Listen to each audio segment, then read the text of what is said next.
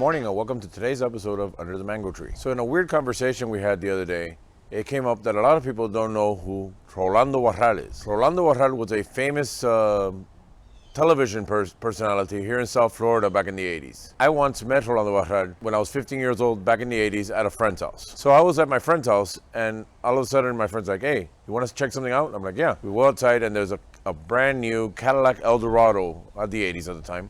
And it was a champagne pink color, and we were so fascinated with it, and it turned out that car was Rolando Barral's. He was there visiting his father, who was there to lend them movies. So we're out there checking out the car. All of a sudden, Rolando Barral comes out with his little plastic bag with the movies he had borrowed, and he says hi to us, and then he takes off.